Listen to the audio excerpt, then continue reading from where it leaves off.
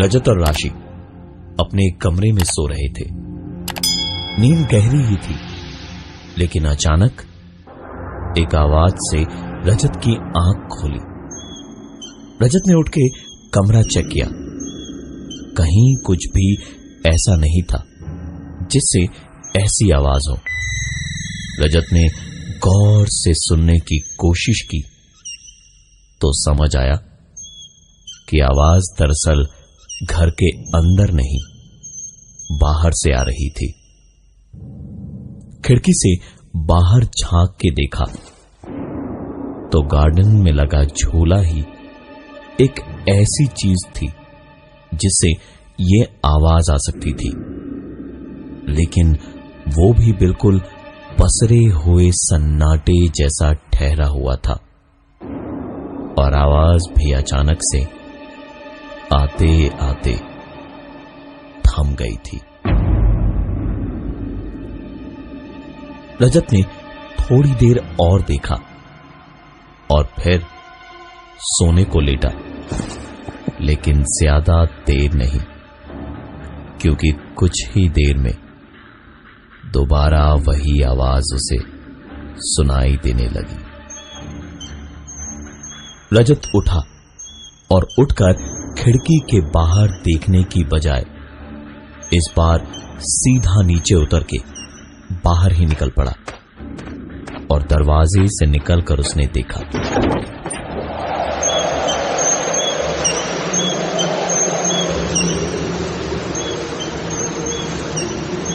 बाहर अचानक बहुत तेज आंधी चल रही थी। पेड़ पौधे पत्तियों की सरसराहट बहुत तेज थी। इस पूरे नजारे में जो एक चीज समझ नहीं आ रही थी वो थी सिर्फ एक आवाज।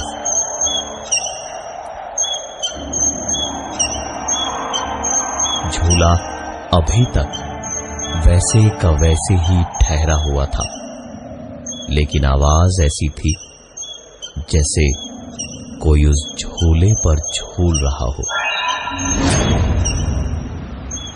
रजत ने इस कोने से उस कोने तक देखा। आंधी जब और तेज हो गई तो उसने अंदर वापस जाना ही बेहतर समझा। दरवाजा बंद किया तो जैसे आंधी की आवाज हल्की हल्की दबते गई, पर अभी भी समझ आ रहा था कि बाहर कैसा कोहराम मचा हुआ था। वापस अपने कमरे में पहुंचा ही था कि अचानक आंधी तूफान की सारी आवाजें बंद पड़ गई, लेकिन आती रही तो सिर्फ एक आवाज। माजरा क्या है ये देखने को जैसे ही रजत खिड़की पर पहुंचा तो बाहर झूले की ओर देखकर रजत को जिंदगी में पहली बार एक ऐसा एहसास हुआ जैसे वो इंसान नहीं, कोई भारी पत्थर है। अपनी जगह से हिलना या कुछ कहना भी दूर की बात थी, क्योंकि बाहर झूले को एक 75 या 80 साल की बूढ़ी औरत तेजी से झुलाए जा रही थी। रजत ने अपनी आंखें मलते हुए दोबारा जब उस तरफ देखा तो वो बूढ़ी औरत झूले पर खड़ी होके जोर जोर से झूल रही थी और खिड़की के इस तरफ खड़े रजत को देख देख के मुस्कुरा रही थी। पूरे माहौल में सिर्फ झूले की आवाज और रह रहकर उस बूढ़ी औरत की एक हल्की सी हंसी की आवाज थी।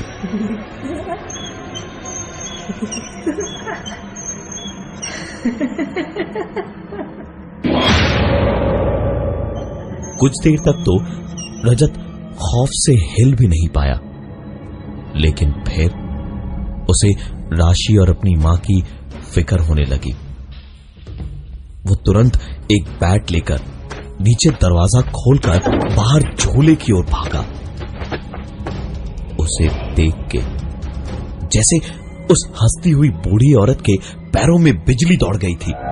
वो तुरंत झूले से कूदकर वहां से चीखती हुई भागी और मकान की तकरीबन 10 फुट ऊंची 4 दीवारी को ऐसे फांद गई जैसे वो कोई इंसान नहीं बल्कि जानवर हो।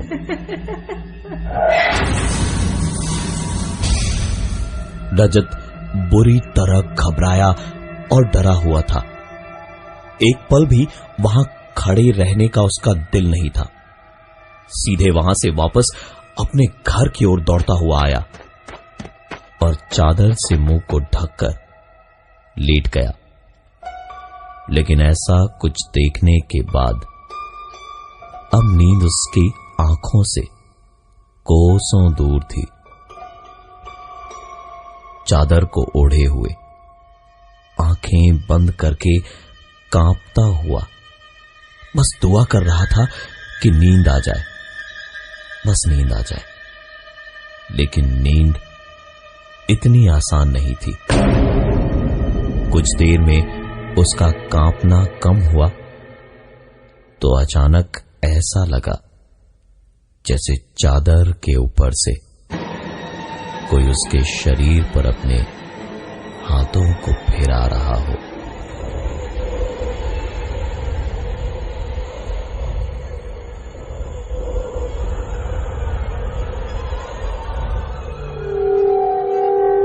एक बार फिर से उसकी सांसें थर्राने लगी, हाथ बुरी तरह कांपने लगे और आंखों में डर के आंसू आने लगे। और इसी डर से हारते हुए आहिस्ते आहिस्ते रजत ने चादर अपने चेहरे से हटाई तो बर्फ सी ठंडी सांसें उसके चेहरे पर फेंक दी।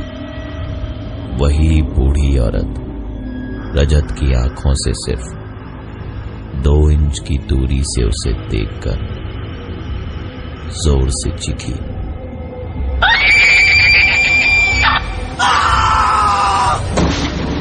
रजत की जगह कोई पत्थर दिल इंसान भी होता तो ऐसे ही चीख पड़ता। पति की ऐसी चीख सुन के राशि हड़बड़ा के उठी तो उसने देखा कि रजत बेसुध पड़ा सो रहा था। उसे समझ ही नहीं आया कि वो बेहोश था। अगले दिन रविवार था, इसलिए किसी ने ध्यान भी नहीं दिया कि रजत जागा करीब दोपहर के 1 बजे। रजत को भी कुछ याद नहीं आ रहा था कि वो सो रहा था या बेहोश था, या ऐसा क्या हुआ कि वो कल रात बेहोश हो गया। उसे यही लगा कि वो थोड़ा ज्यादा सो गया है। दिन भर कुछ नहीं हुआ जिससे उसे कुछ याद आता। रात को जब दोनों सोने गए तो राशि की नींद प्यास से खुली। उसने उठ के देखा कि रजत अपनी जगह पर नहीं था। बेडरूम खाली पड़ा था। बाहर निकल के हॉल में देखा, ड्राइंग रूम में देखा, लेकिन रजत कहीं नहीं था। पर एक आवाज जरूर आ रही थी।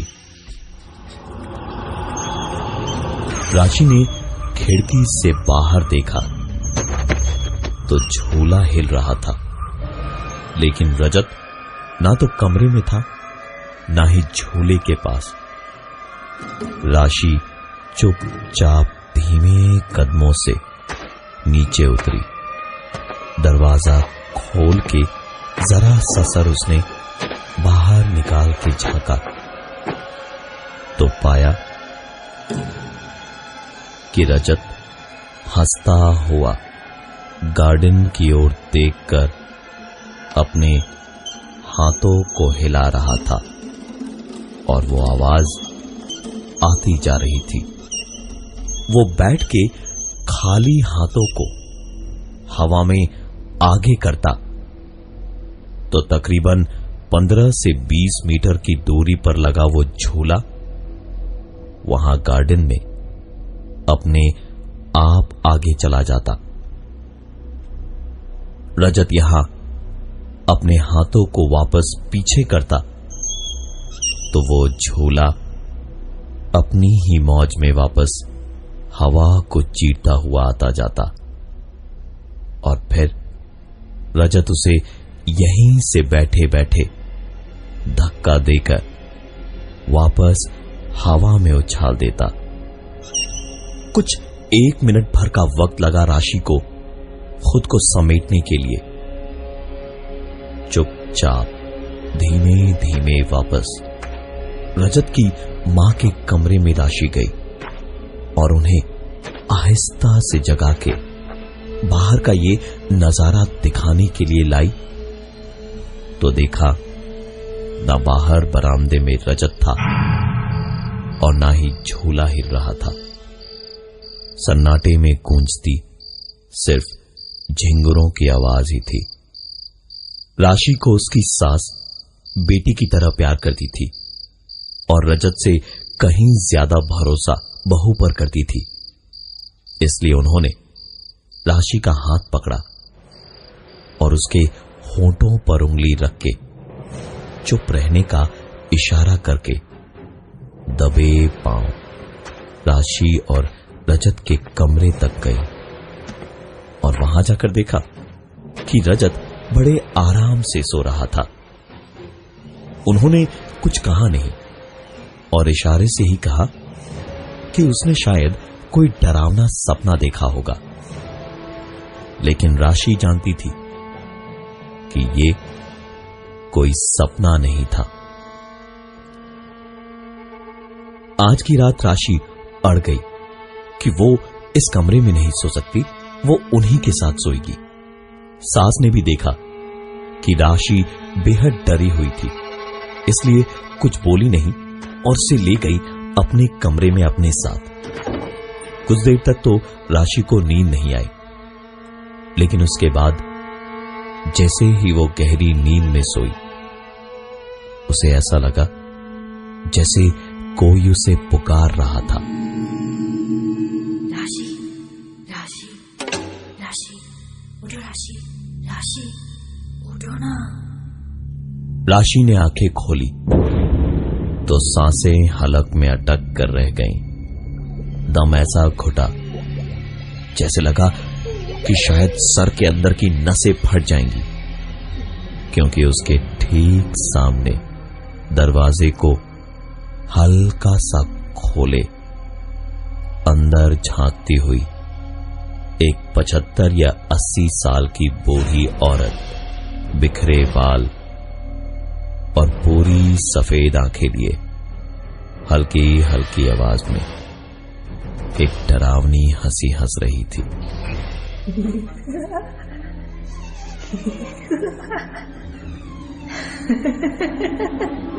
राशि जोर से चीखी तो उसकी सास हड़बड़ाकर नींद से जागी। दोनों ने किसी के भागने की आवाज कॉरिडोर में साफ साफ सुनी, जो आवाज रजत के कमरे में जाकर अपने आप बंद हो गई। दोनों पीछे पीछे रजत के कमरे में पहुंचे तो देखा रजत लेटा था, लेकिन उन दोनों के कमरे में पहुंचते ही बिल्कुल सीधे सीधे उठ के बैठ गया, जैसे किसी ने उसे बांध के रखा था। वो उठ के बैठते ही वैसे ही हल्की हल्की आवाज में हंसा जैसे वो बुढ़िया हंसी थी, और फिर एक गहरी सांस भरते हुए उसने कहा, यहाँ अगर चैन से रहना है तो मुझे मुक्ति दिला दो।